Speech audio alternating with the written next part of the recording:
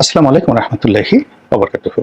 সম্মানিত দর্শক, সাবেক তথ্য উপদেষ্টা জনাব নাহিদ তিনি সরকার থেকে পদত্যাগ করেছেন। কেন করেছেন?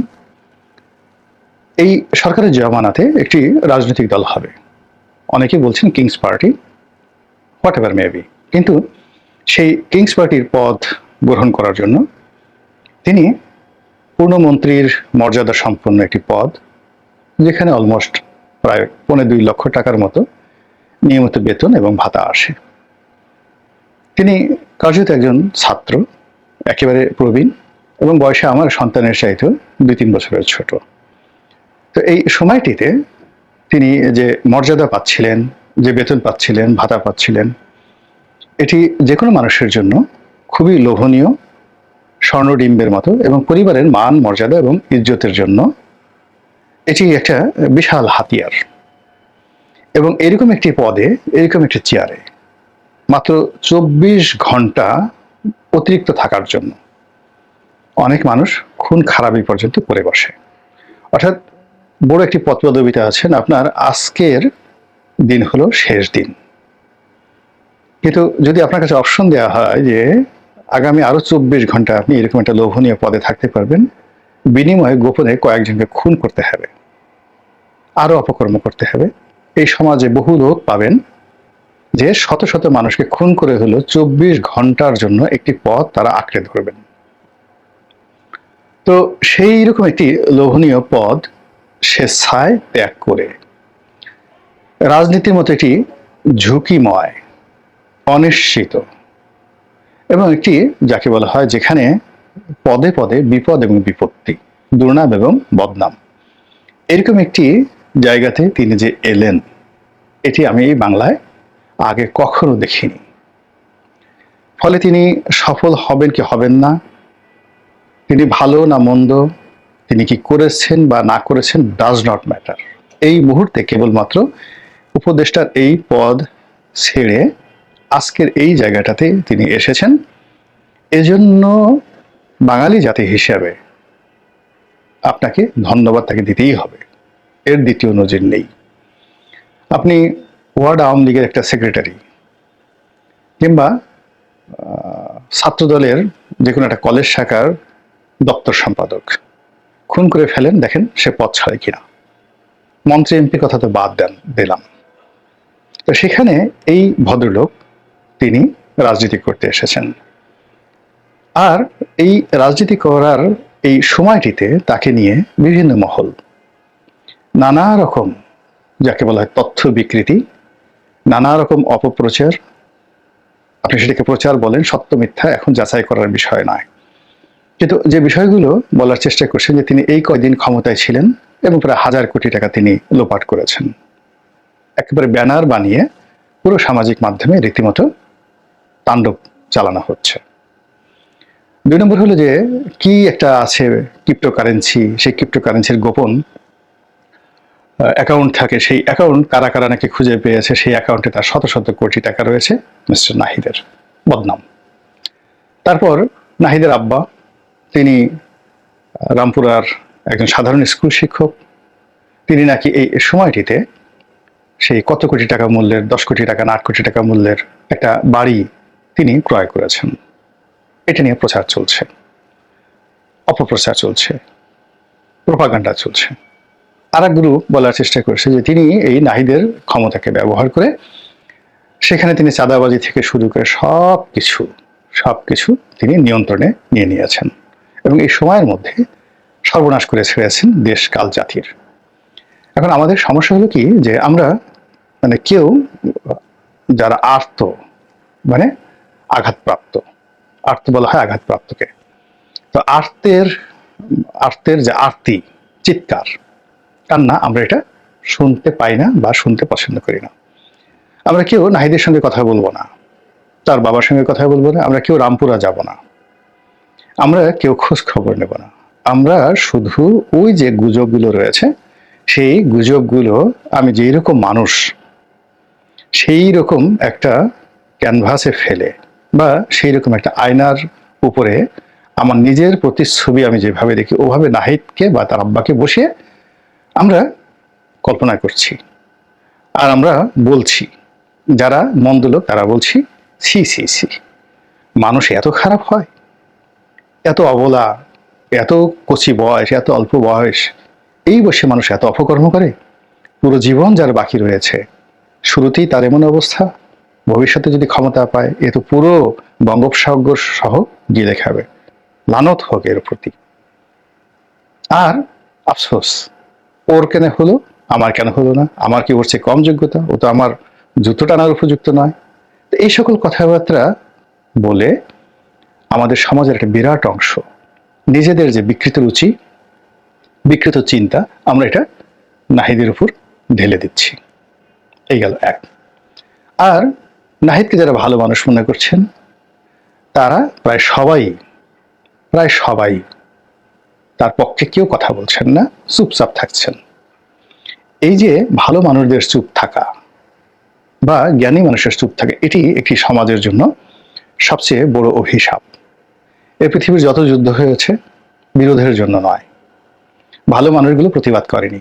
এই কারণে শেখ হাসিনার পতনের চিন্তা করেন, যতটা না সালমান এফ রহমান এবং গং এস আলমরা এই কর্ম করেছেন, তার চেয়ে বেশি দায়ী মতিয়া চৌধুরী, তোফায়েল আহমেদ সাহেবের মতো মানুষ, তারা তাদের জবান বন্ধ রাখার কারণে।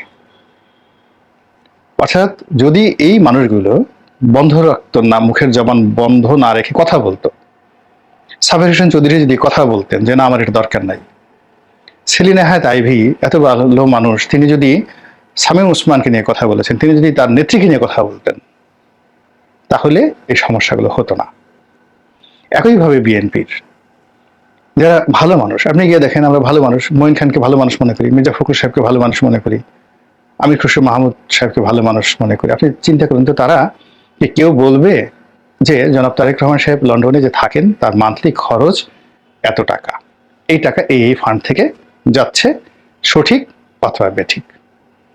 অথবা এই গত 7 মাসে তারেক রহমান সাহেবের কোনো গাড়ি কেনা হয়েছে কিনা, লন্ডনে বাসার ফার্নিচার পরিবর্তন করা হয়েছে কিনা, বিএনপি অফিসের ফার্নিচার পরিবর্তন করা হয়েছে কিনা, এই গত 7 মাসে হাজার হাজার নেতাকর্মীদের বাড়িতে রং লাগলো কিনা, এই কথাগুলো যদি বিএনপির যারা নেতা রয়েছেন সৎ বলে বিবেচিত হন, তারা যদি কথা বলতেন অতীতে, তাহলে একটা 1-11 আসতো না, একটা হাওয়া ভবন তৈরি হতো না।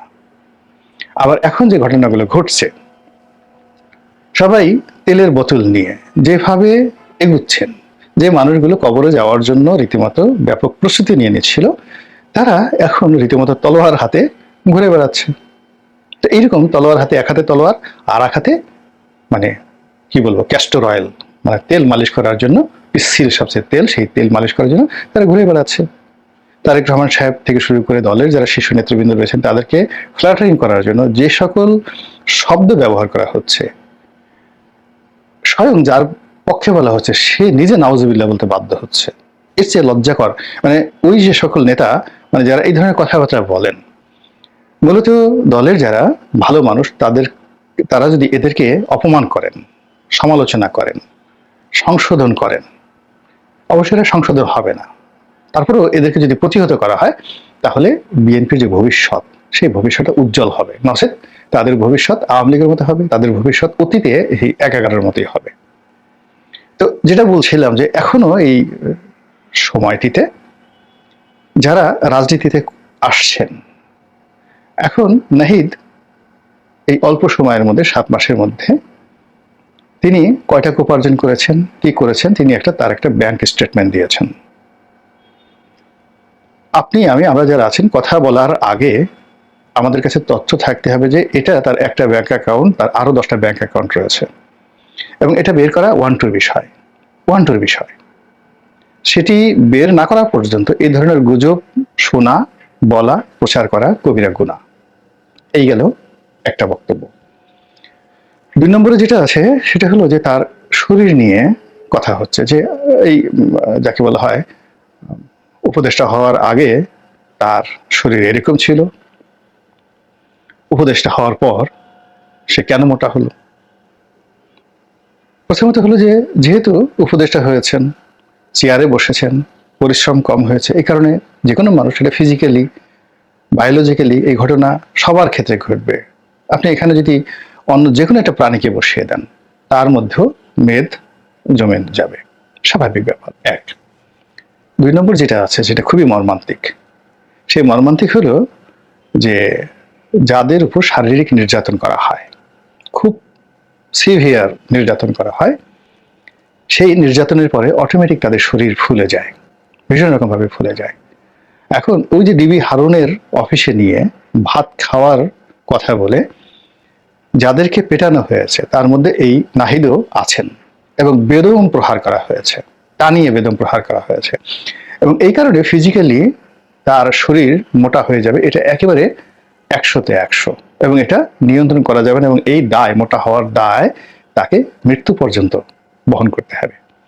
এখন একজন লোক পিটুনি খেয়ে তার হাড্ডির প্রত্যেকটি স্তরে স্তরে রক্ত জমাট বেঁধে গেছে, তার অনেকগুলো কোষ ভেঙে গেছে, নতুন কোষ তৈরি হয়নি, তার অনেকগুলো পেশি অচল হয়ে পড়েছে, এবং সেই অচল পেশির জায়গাগুলোতে মেডিকেল সায়েন্স অনুযায়ী সেখানে যে কর্মকাণ্ড ঘটে, সেই কর্মকাণ্ড না ঘটার কারণে সেখানে মেদ জমে গেছে। যদি এই ঘটনা হয়, আর আপনার আমার মতো যারা অশিক্ষিত মানুষ, আমরা সেটাকে মনে করছি যে ওর এত মাংস হলো কি করে, ওর এত মেদ হলো কি করে, বলেন তো কিয়ামতে কি খুব বেশি মানে দেরি আছে?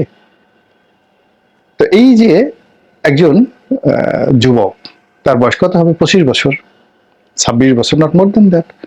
26 বছরের একজন যুবক, তিনি একটা আন্দোলন করলেন, তিনি একটা নেতা হলেন, একটা ক্ষমতার চেয়ারে বসলেন, সেখান থেকে ছেড়ে আবার তিনি একটা রাজনৈতিক দল গঠন করতে এলেন। তারপরে তিনি আপনাদেরকে চ্যালেঞ্জ জানিয়ে তিনি ব্যাংক হিসাব দিলেন। তারপর তিনি, যাকে বলা হয় ব্যাংক হিসাব দেওয়ার সঙ্গে সঙ্গে তিনি আবার ঘোষণা দিলেন যে আমার নামে, আমার আত্মীয় স্বজনের নামে কেউ গত 7 মাসে কোনো সম্পত্তি ক্রয় করেনি। It's open challenge. আপনি গিয়ে দেখুন তো তার মায়ের নামে, ভাইয়ের নামে, বোনের নামে, ভগ্নিপতির নামে কারোর নামে কোনো দলিল হয়েছে কিনা। এটা তো আপনি ইজিলি সার্চ দিয়ে খুব সহজে নিতে পারেন। তো সেই কাজগুলো না করে আমরা সামাজিক মাধ্যমে একটা ভাইব তুলছি, অথচ নাহিদকে বাদ দিয়ে যদি সরকারের অন্য লোকদের ব্যাপারে আপনি প্রশ্ন করতেন, যারা নাহিদের বাবার চেয়েও সিনিয়র, দাদার চেয়েও সিনিয়র, এবং যাদের বিরুদ্ধে প্রমাণিত ক্যাশ ডিল হয়েছে, তো সেগুলো নিয়ে আমরা কেউ কথা বলছি না। প্রশাসনের যে সমস্ত লোক গত 7 মাসে আঙ্গুল ফুলে বটগাছ হয়ে গেছে, এক একটা নিয়োগের জন্য, এক একটা বদলির জন্য অতীতের যে কোনো সময় সে 10 গুণ টাকা দিয়ে বড় বড় পদগুলোতে যারা এসেছে, তারপরে ঘুষের রেট আগের চেয়ে 3 গুণ বাড়িয়ে দিয়েছে। আপনি, আমি তো কথা বলছি না নিশ্চুপ তাদের ব্যাপারে। আর যাকে আমরা দুর্বল মনে করছি, তার উপরে আমরা ঝাঁপিয়ে পড়ছি। যে কজন সমন্বয়ক রয়েছেন, এই সমন্বয়কদের মধ্যে নাহিদকে আমার মনে হয়েছে সবচেয়ে মৃদুভাষী, সবচেয়ে ডিসেন্ট, এবং সবচেয়ে ভদ্র। কম কথা বলেন, তার চোখের দিকে তাকিয়ে দেখেন, অন্য সবার চেয়ে তিনি নীরব এবং কম নড়াচড়া করেন। তার ফিজিক কন্ডিশন অন্য সবার চেয়ে একটু মোটা সোটা। তো এই বিষয়গুলো বিবেচনা না করে, বিশ্লেষণ না করে, এই মানুষটিকে আমরা যেভাবে শেষ করে দেওয়ার জন্য চেষ্টা করছি, এটা বাংলাদেশের অন্য যে যাই করুক না কেন, আমার সঙ্গে নাহিদের কোনো কথা হয়নি, হবেও না, কোনো পরিচয় নেই। এবং এই প্রথম আমি কারো পক্ষে বা বিপক্ষে ছাত্রদের নিয়ে এই কথা বললাম। আমি এদেরকে নিয়ে কথা বলি না, কিন্তু এখন যেভাবে চলছে, যদি আমি কথা না বলি বা আমার মতো আপনারা কথা না বলেন, তাহলে বনী ইসরাইল জাতির সেই অলি আল্লাহর মতো আমাদের অবস্থা হবে। আল্লাহ রাব্বুল আলামিন একটা জনপদে যখন এরকম ভাবে গজব নাজিল করবেন, তখন গজব নাজিল করার জন্য জিবরাইল আলাইহিস সালামকে পাঠালেন, বললেন যে পুরো জমিনটা উল্টে দাও, যা আছে সবগুলো ফিনিশ করে দাও। তখন আল্লাহর ফেরেশতা জিবরাইল আলাইহিস সালাম বললেন, ইয়া আল্লাহ রাব্বুল আলামিন, ওই পাহাড়ের গুহার মধ্যে একজন লোক দীর্ঘদিন ধরে তোমার ইবাদত বন্দেগী করছে,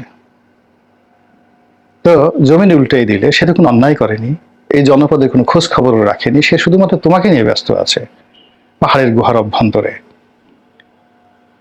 তো তার ব্যাপারে তোমার সিদ্ধান্ত কি?